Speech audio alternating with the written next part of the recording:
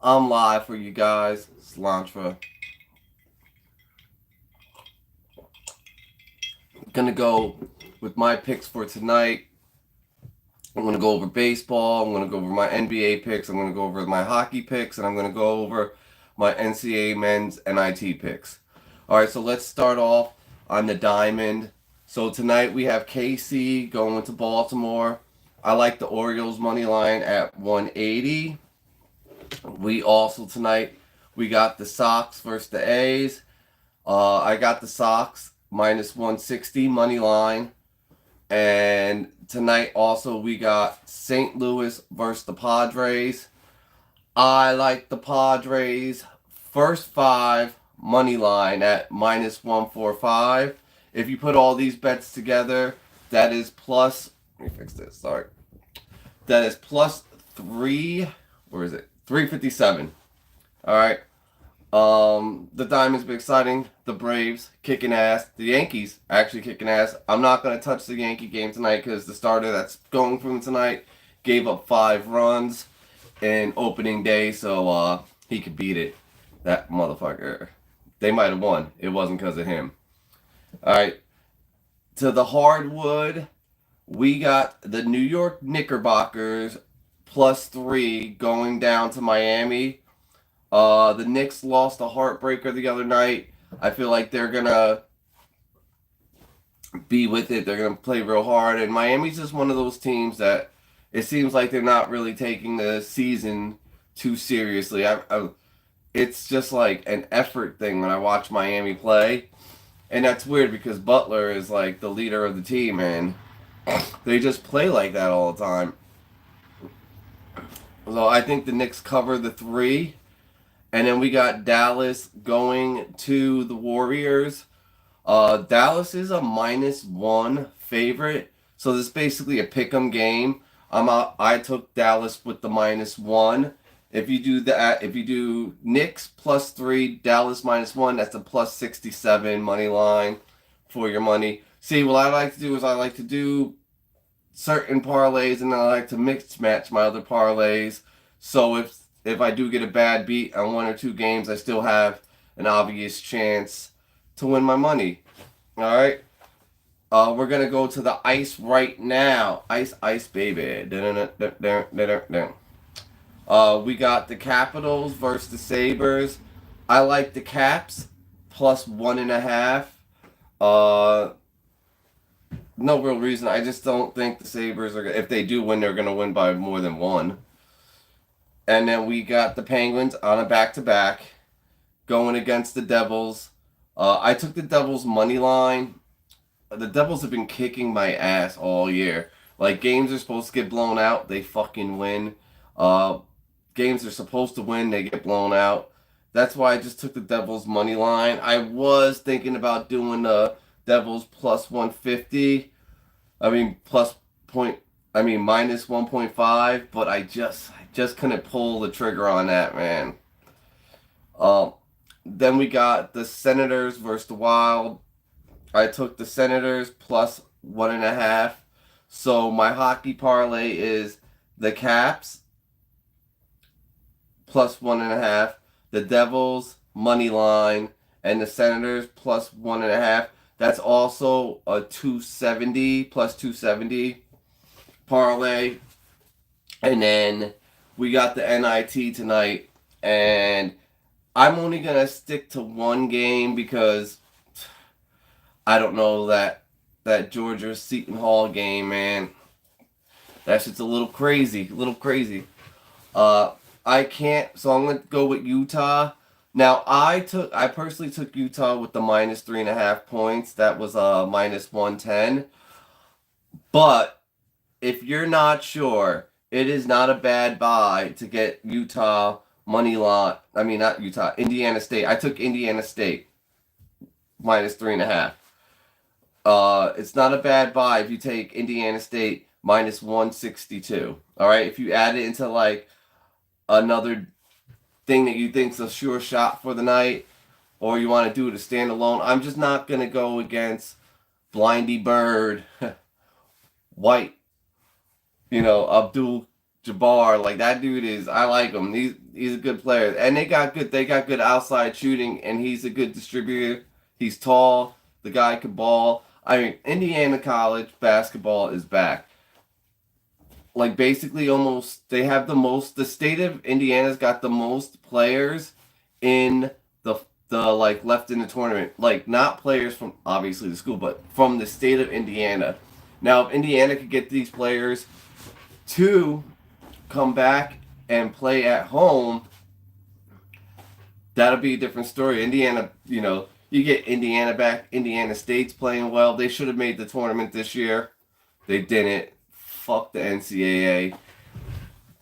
It's just, you just got to get your home talent to stay in. College sports is crazy, though, with this NIL shit that's going on. Teams are just buying players. It's like you're renting a player for a year or two. I understand what Nick Saban was talking about when he was saying that, the integrity of the game, there's no more player development.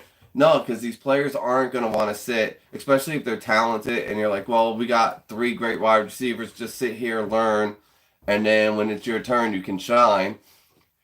They're more like, hey, I got to play so I can get paid. And I can't be mad because it's not guaranteed that even though you're great in college or you can ball in college, that you're going to make it to the NFL. So it's like a real tricky line people are walking on. And I'm not really judging the players because go ahead, get paid. You got to get paid. Hey, I'm having a son. He's coming in a month or a bit. And if he has the opportunity to go play and get paid, who am I to tell him no? He worked his whole life to get this opportunity. And I'm going to say, no, son, don't get paid. I want you to sit behind blase blah and develop. No, he's going to be like, I could get paid $20, $30 million a year if I go play for whatever school that's going to offer him it. You can't really judge these kids because their whole life leading up to college, they have made everybody money. And who knows, All right, I'm going to go over my baseball picks once again for you guys. I'm going to keep going back and talk about other stuff, but here's my baseball picks. We got the Orioles minus 180. We got the Sox minus 160. We got St. Louis first 5 minus 145. That's a plus 357 for you. That means if you bet 100, you get 357. My NBA picks is I'm taking the Knicks plus the 3. Then we got Dallas going against the Warriors. I'm taking Dallas minus 1. You put that together, that's a plus 267. My hockey picks for the night, I'm taking the Capitals plus 1.5. I'm taking the Devils, the money line. I'm taking the Senators plus 1.5. Also, getting back to the hardwood, the basketball, the NIT, I'm getting Utah versus Indiana State. I'm taking Indiana State over Utah. All right, I'm taking with the points, but like I tell you, you don't have to take them with the points. It's not that bad of a ride with it with the minus 162. All right. Now this is my first time going live in a while. I'm getting the jitters off. That's why I got my little Irish lemonade right here. It helps me. And by the way, all you people that are calling me a redneck and a hick, I mean, it's not a bad thing, but I'm not. But it's all right. At least, rednecks can build shit out of duct tape. That's fucking amazing. That's a good trick. All right. The NFL season, we are, what is it? From rookie camp, we're about 2-3 months away, right? We got the draft this month. Then we have veteran camp, not mandatory. And then August comes, and then there's us for preseason. And then the season starts in September. So, there's a lot of all-season moves going on. There's been so much. I'm just going to sit and wait until after the draft until I really, dissect what I think about the off season, what's going on. Because, first of all, I don't care who you pick up. You don't know if he's going to be good in the system that he's going to be in. You don't know what. There could be a guy like Collins for the Texans, right? This guy had a subpar career, right? Gets a new coaching staff, gets a new quarterback, and my man was balling next year. So you don't know, like, there might be some wide receiver that was sitting behind some people, or didn't have a good quarterback, he's going somewhere else, or they get somebody else and he starts balling out and there's a new system. Football is really hard to judge the off-season moves. It's hard to judge a draft. Like, there is no lock draft pick. There's not like one player you're seeing like, well, he's going to make an NFL. You don't fucking know that. Nobody knows that. No one knows who's going to be good in the NFL. I sure as hell don't. I think I do. I mean, I watched all this film. I watched college football. I watched NFL football. But it's not a guaranteed. I don't care how good he looks on tape in college. This is college. Does he have it in NFL? Now, there's things in the NFL like you can, all right, he's super fast. All right, he might be good. It gives him a leg up. Or he's super strong. Or he's got quick feet. Or he's got a quick release.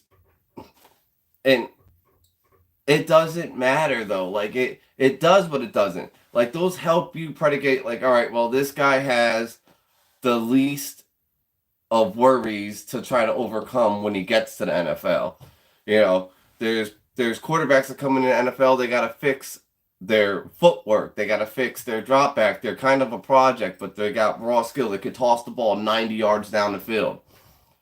All right, well, he could throw the ball very far. And if he could throw the ball 90 yards down the field, he can make every throw. But look at Zach Wilson, right? This guy has all the tools, but he just can't put it fucking together. I mean, remember Ryan Leaf? Ryan Leaf was like a head case. This guy had all the tools. I look at this draft, people that have all the tools. You got Daniels. You got, Caleb, he has all the tools. May, even though May has a funky and a long release, he's got all the tools. The guy could toss the ball. We also look at Michael Penix Jr. He's got all the tools, but he's been injured, and he's played college football for 95 years. So it's like, is he going to be able to adjust, or is he stuck in his ways? You don't know. You have no idea until they get on that football field and they play against grown-ass men. The NFL is the NFL, baby. This is not, like I said, college football. I think you could predicate a better starting quarterback in the XFL, how they perform, just because I feel like the XFL is one step, well, it's the UFL now, one step below the NFL. I think it's good. I watch it. It's a good league. I am a St. Louis Battlehawks fan. AJ McCarron, I am ordering the jersey for it. My man. But we gotta see. I feel like because you're going against grown men that already accomplished college, actually most of them have been in the NFL. There's college football teams that you're going to play against that not one person is making it to the league. Not one single person. And you might throw for 500 yards and 10 touchdowns, no interceptions. That don't mean shit. That's just against your wide receivers were wide the fuck open. So, like, what the fuck? Okay, congratulations. You can play catch with your receivers. That's all that means. I look at quarterbacks, again, like, when I look at a college football quarterback, I look at when they played against good teams, if they struggled. Always judge a college quarterback. That I feel like this has worked out best for me because I have kind of guessed, like, who's going to be pretty good at quarterback in the NFL. You look at their worst games in college, and then you watch that tape. You watch that tape of, them having to move around or them having to go from their first to second read. That is who you're going to see what their bad habits are then. if you look at their good games, shit, fuck. There's a guy from bumfuck University in fucking South Carolina, fuck your mom, and he threw for 1,000 yards against Novak State. Like, who cares? Who cares? You don't care because he didn't play against anybody. It wasn't a real competition. He wasn't going against anybody good. So what you did, you just, yeah, whatever. You know, and that's, I feel like people look too much into stats. They see someone's stats and they're like, oh my God. No, I want to see the tape. All right, that's great. He's got good stats, but where did most of those yards come from? That's, people just don't look at that. And it's crazy. Like, that's the whole thing, the Bryce Young, CJ Stroud thing. I told everybody last year, people, my friends, people on TV, they all started making me feel like I was crazy because I thought CJ Stroud was the best quarterback. I was like, maybe I'm wrong. And listen, if you know me, if you're a person that knows me in real life, you're watching this, I'm rarely wrong. But when I am, I admit it. But it's funny because nobody else admits when they're wrong, it seems. Especially when they're talking about sports. It's like, oh shit, I was wrong about that one. I mean, I was wrong. I was wrong about, I was right. The world was wrong. Everybody's talking about Bryce. He's going to be the Steph Curry of football. What the fuck does that even mean? There's no 3-point line in football. What is it? He's going to be the Steph Curry of football. What does that mean? That makes no fucking sense. If I was Chicago Bears, I would literally draft Daniels first. I would. I just think Caleb is he's high reward, high risk, but he's definitely high risk. You know, I want to go with someone that's a little bit lower risk that I've seen. He's played in very hard games all the time. And you can actually say a lot of the hard games that he has lost in his career, I look at it and I'm like, well, wasn't really his fault. And I know people are like, oh, well, it's one player who doesn't own or run things. And okay, but I know it's a team effort. So if you can blame a quarterback for losing, then you can blame him for the reason, or you can blame the other people on the team that it was their fault that they lost. Like, he can't catch the passes. He can't freaking block. He's not the ones playing defense. I'm a Florida State fan, and when they played Florida State, it was not his fault that they lost. Not at all. It was the defense gave up bad timing touchdowns at the worst situation in the game. Offensive line wasn't blocking shit, and his running backs couldn't break a tackle if you paid them $1 million to break one. Like, to get 1 yard. They went for it, 4th and 1, 3 times and didn't get it. That's not his fucking fault. That's obviously coaching, offensive line, whatever you want to fucking say. That's the reason why they lost. All right. Well, shit. I'm going to be on here for 20 minutes already? Dang. Well, 19. But I've had a live show in a minute. I'm glad. Shout out everybody out there. All right. I mean, I'm going to have my live draft show.